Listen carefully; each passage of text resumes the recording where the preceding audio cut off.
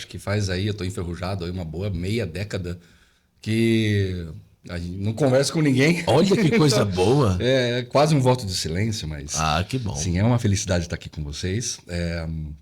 A gente sempre, essas pouquíssimas vezes que a gente vem para o Brasil, é sempre tudo muito corrido. Então, assim, eu sempre priorizo muito a minha família, né? Eu vejo muito pouco a minha mãe e tal. Então, eu tô sempre voltando lá pro interior. A E sua assim, família é de onde? Arthur Nogueira. Arthur Arthur Nogueira, Nogueira. São Paulo. Olha só. É, cara, Arthur Nogueira tá aí? Eu nunca não Arthur ouvi Nogueira. falar ainda. Fica perto de onde? Fica perto de Paulínia, fica perto de Campinas, é região de Campinas, é. Cara, Paulínia, sim, sim. eu nasci em Limeira, há bons quase 44 anos, e com 2 anos fui para Arthur Nogueira, e com uns 5 anos, mais ou menos, eu já estava no sítio, morando com a minha avó e meu avô. Minha mãe também morou um tempo lá. E, então eu sou literalmente fruto da terra vermelha, assim, né? Olha só. Literalmente mesmo, assim. Extremamente caipira. Tanto que quando minha mãe ela casou, ela com um cosmopolense, que é uma cidade do lado de Artur Nogueira, eu sofri muito bullying, porque eu era um menino do sítio, que saiu de uma cidade um pouquinho mais tranquila do que Cosmópolis, Artur Nogueira. Então, assim, foram anos muito conturbados, entendeu? Então, sim, assim, toda vez que eu venho para cá, eu venho reviver isso. Então, eu sempre passo pelo centro de Cosmópolis, lembro dos meus Sim. pesadelos, e depois eu vou para Artur Nogueira e lembro da cidade que eu amo e revisito os lugares, felizes e tristes. Eu sempre faço isso. Porque, por exemplo, eu fiquei na Inglaterra uns bons 3 anos e meio sem vir para cá. E, e quando eu vim, assim, depois de tanto tempo, eu falei, eu preciso revisitar os lugares onde me fundamentaram, né? E foi uma coisa muito maluca, porque eu não sabia se eu ia voltar, né? Então, e desde então, toda vez que eu venho... Então, foi uma experiência enorme e tal. Então, toda vez que eu venho, eu faço uma questão enorme de estar revisitando os lugares onde eu estava, porque foram a minha base, Sim. né? Seja uma base feliz ou seja uma base catastrófica. Hoje, sendo pai de três, eu digo assim, sendo pai de três, com ministério, depois de 24 anos na vida pública, assim, é uma coisa que eu digo assim, cara, mas você teve uma infância muito sofrida. Eu não tiro uma pedra disso. Uma pedra disso.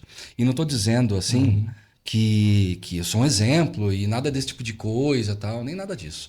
Eu estou dizendo tipo que cada pedra recebida ou atirada ou sentida me ajudou a formar quem eu sou hoje, entendeu? Em que sentido você fala que sofria muito bullying Ah, mesmo? rapaz, era complicado. Era complicado, assim. Hoje eu não falo mais tanto da minha vida pessoal Sim, para não sim. atingir muitas Sim, pessoas. claro.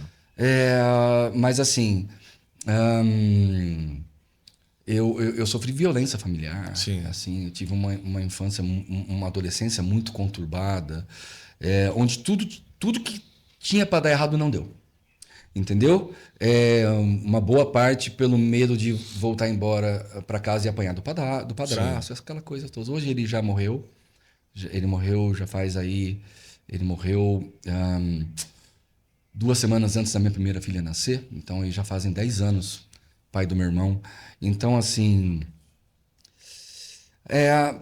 São coisas da vida, né? São Sim. coisas da vida e no meio desse turbilhão dentro da minha casa, eu tinha um turbilhão na escola também.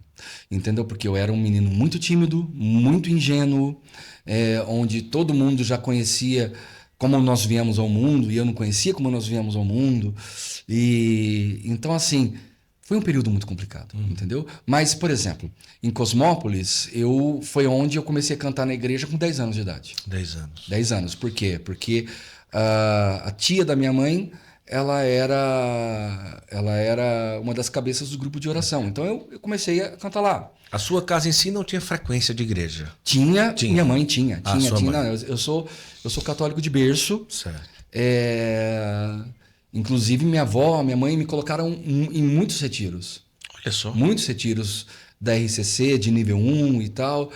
Mas é aquela coisa, né? Quando você é muito novo e aquilo, eu sempre ia na missa, cantava no grupo de oração, mas quando você é novo, você quer sair de casa e eu não era bagunceiro. Então era só uma experiência, eu tentava me encontrar com Deus, mas eu tinha lá meus bloqueios e eu me sentia tão incapaz de ter uma experiência com Deus. Eu via as pessoas tendo experiência, eu não conseguia e tal, entendeu? Até que eu fui num retiro e bingo. Sim, aí chegou. Até que foi, entendeu? Então, até que minha hora chegou, até que eu disse sim, eu abandonei tudo que me afastava de Deus e eu segui uma vida religiosa. Até então, eu tive essa infância maravilhosa junto com meu avô no sítio e de repente uma mudança drástica em outra cidade com padrasto. Mas foi lá, por exemplo... 10 anos, cara, você começou a cantar na igreja. Desde os 10 anos, você já tem 30 e quase 34 Mas anos. alguém da sua família já cantava? Sua família era musical? Não. Ou do nada você... Não. Meu avô gostava de tocar violão. Minha avó fala, assim, se meu avô tivesse... Meu avô morreu em 92. Pra piorar a situação, ele morreu quando eu tinha 12 anos. Uhum.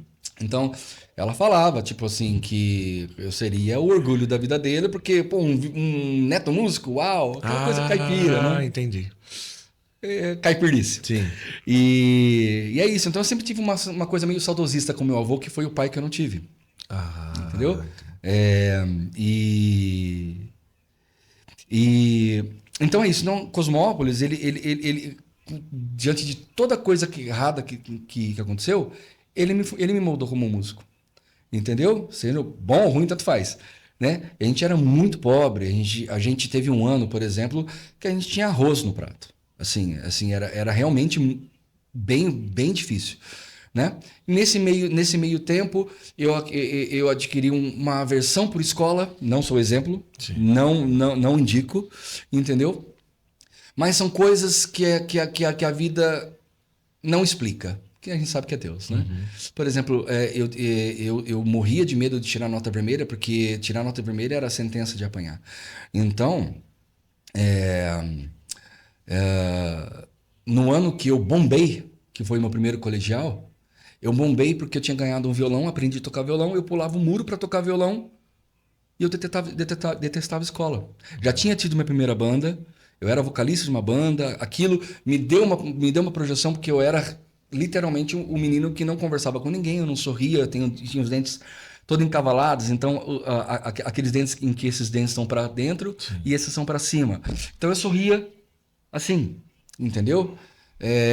Num universo onde você é adolescente, onde todo menino falava de menina e eu tinha vergonha de falar de menina e todo mundo já tinha tido algum relacionamento com menina. Meu primeiro beijo foi com 14, o segundo com 15, foram beijinhos. Então assim, eu sempre fui muito tardio. Mesmo sendo um menino que cantava no palco desde os 14 com banda, então aí nos 15 eu aprendi a tocar esse violão, bombei da escola e nessa bomba eu não apanhei. E aí eu perguntei para minha mãe, posso morar com a minha avó em Artur Nogueira? Pode. Eu achei que ia ser um pesadelo junto com o meu padrasto, ele aceitou, entendeu? E minha mãe fez isso realmente para me tirar daquilo, né? E aí foi um golaço. Porque em Artur Nogueira eu comecei a cantar em missa e grupo de oração de volta. E ali então eu tocava. Eu assumi uma missa em Artur Nogueira numa quarta-feira, que era uma missa que era só para senhorinha. E eu fui lá com o violão. Então olha só como Deus foi moldando o negócio, né? Ele foi moldando um menino que ele era extremamente tímido. Eu não abria a boca. Numa missa para 10 pessoas numa quarta-feira às 3 horas da tarde. De repente foi indo, foi crescendo, conheci uma galera de grupo de oração, comecei, ainda não tinha conversão, entendeu? Vivendo com a minha avó, de repente eu caí num grupo de oração, num retiro, nível 1, e finalmente, uma menina olhou para mim. Eu falei, não acredito, cara. E essa menina era filha de um prefeito da cidade vizinha. Ela era bonita, rica e influente. Eu falei, eu não acredito. Muita graça nesse grupo. Eu falei, não acredito. E ela veio pra cima, e eu tímido, sabe, Chaves? Sim. engessado, aquela coisa tal. Fui eu e meu primo. Eu de tão tímido, não cheguei. Meu primo chegou. Me pegou. Eu fui à noite, que foi a noite de fato, de oração em línguas e tal. E eu desatei de chorar. Nisso que eu desatei de chorar, veio muita gente rezar por mim. Então, assim, meu irmão, larga essa vida difícil. E a vida é difícil. Larga. Tinha perdido. Cara, você não precisa ser um derrotado. Eu sou um derrotado, eu não vou ser mais. Cara, essa foi a minha primeira experiência com Deus. Olha só. E o meu primo se converteu com as minhas lágrimas. Olha. Então, eu tive minha primeira experiência porque foi uma decisão.